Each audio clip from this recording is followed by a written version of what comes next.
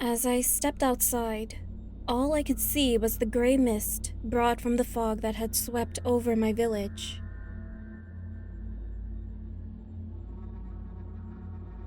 There was a certain eeriness roaming in the cool air, but the gloominess was nothing too out of the ordinary during this time of the year. The silence was deafening, as my neighbors were safe at home. Not a single soul dared roam around once the sun set. The adults in the village warned their children not to go near the lake. There had been numerous stories of victims falling into the nearby lake and drowning, believed to have been caused by the Baak. Krish, my classmate, was missing for 2 weeks now. I lived with my dad at the time.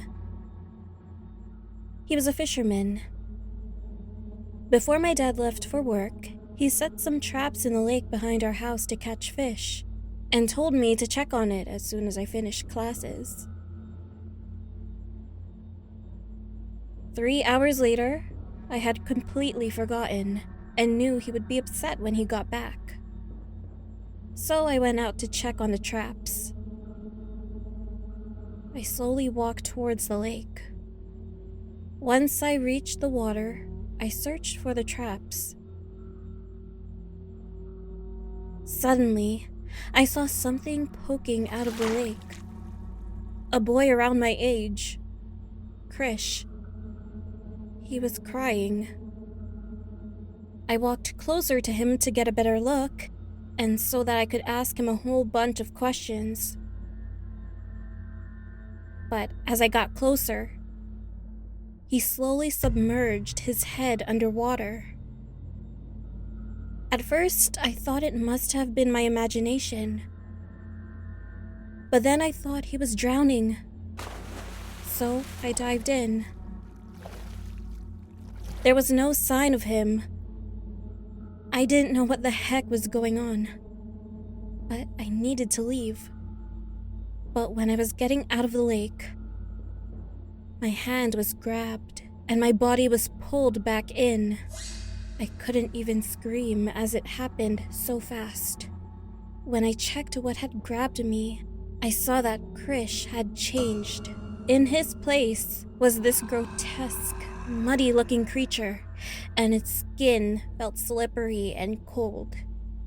Luckily, my hand managed to slip away. I kicked it and got out of the water. When I looked back, the dark silhouette had already climbed out and was now standing there, just staring at me. The creature jumped towards me, grabbed my leg, and started pulling me. I tried to fight it off.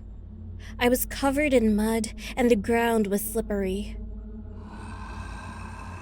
Then the creature jumped into the water and tried to drag me in with it. But it got caught by one of the traps my dad had set up. My dad ran out the back door. The creature managed to escape and dive back into the water. My dad confirmed that it was the Baak. He was trying to catch and destroy it.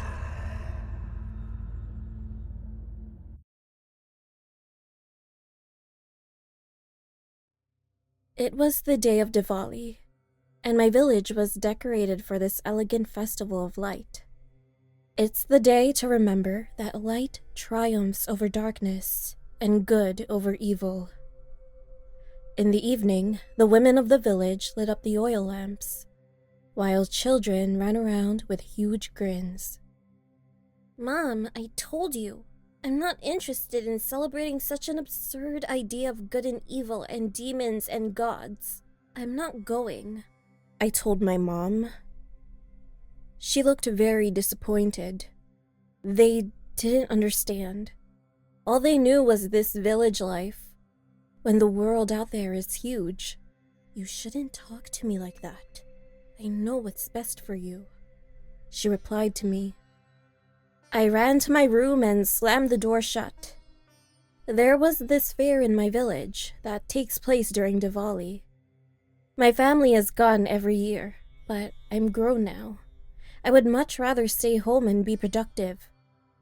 My mom lit up the oil lamps around the house, while my family got ready for the fair.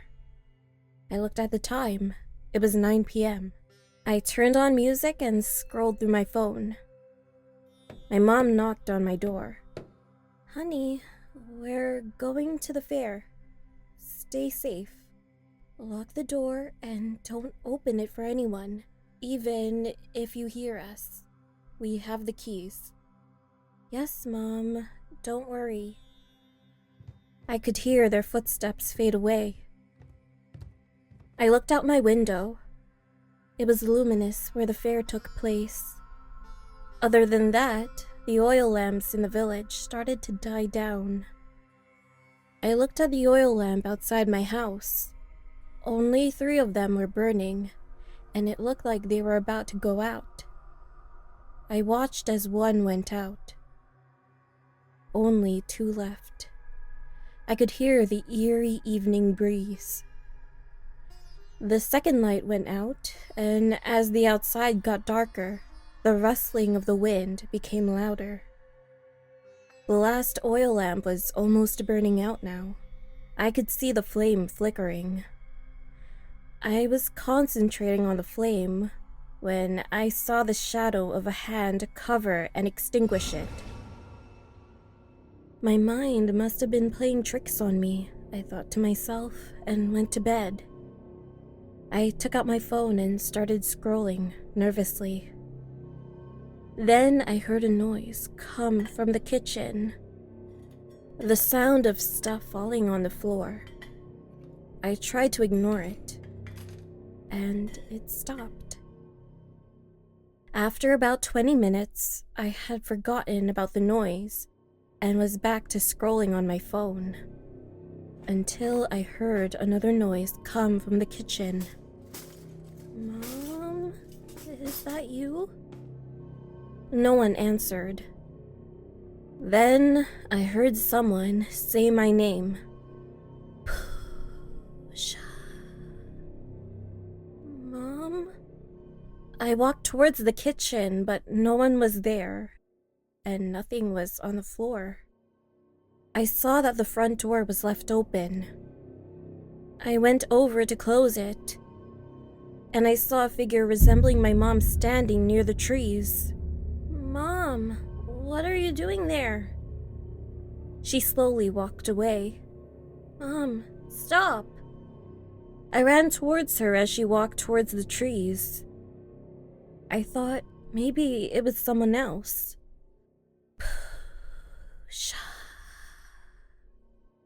"Mom, what's going on? Where is everyone?" She kept walking away as I followed her, until we were in the middle of the forest, and no one was around. Then she stopped and slowly turned around. I looked at her and saw that her feet wasn't touching the ground. As I slowly looked up, I got a good look at her. She wasn't my mom. Her skin, gray and ashy with bulging white eyes.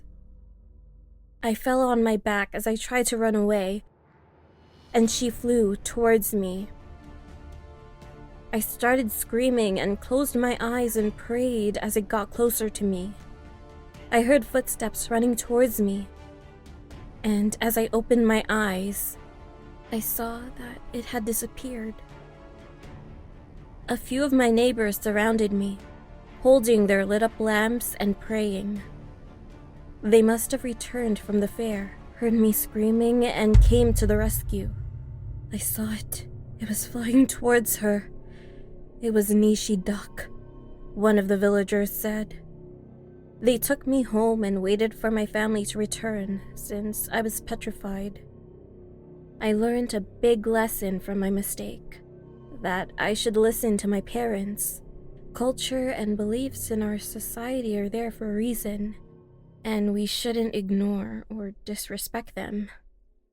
There is good and evil and light and darkness in everything.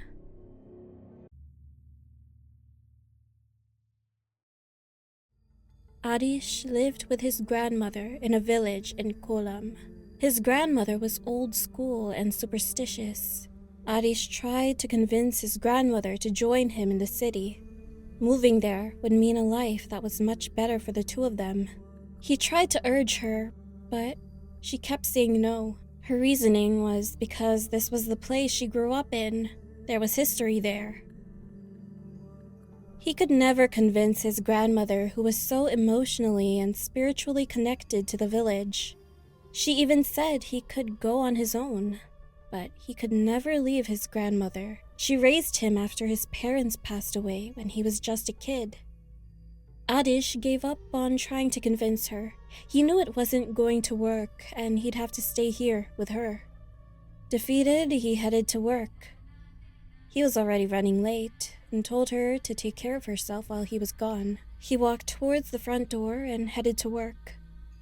And his grandmother urged him not to work too hard or too long. It wasn't safe out there. I'll try. He had to work long hours due to lack of employees in his office, and it took about an hour to drive to work. After his shift was over, Adish walked out of his office exhausted. He looked at his watch and noticed that it was already 10 o'clock. He got in his car and drove back home. It was pouring as he drove on the very empty street that night, and as he drove, the scent of fresh jasmine loomed in the air. He stopped all of a sudden when he saw a gorgeous lady walking in beautiful traditional attire in the middle of the road. She was dressed in a white sari and almost looked like a bride. He got out of the car and asked if she was okay. She told him she needed help walking home because her dress and shoes were soaked. Adish didn't hesitate and walked her home. She lured him towards a tree. She excitedly said she would make him dinner for his help and asked for lime. Adish felt in his heart that something was wrong, but he was too tempted. She stood in front of him and he reached his hand out to try and grab her face. All of a sudden, her teeth grew into long, sharp fangs. She jumped on him and tried to bite his neck. But when her fangs touched his skin, she hissed and jumped onto one of the palm trees. He immediately rushed back home and told his grandma everything. His grandmother was calm and told him that no one can touch her grandson. She said as she pointed towards the necklace he always wore around his neck. She gave it to him years ago, and that is what saved him from the ghost, Yakshi.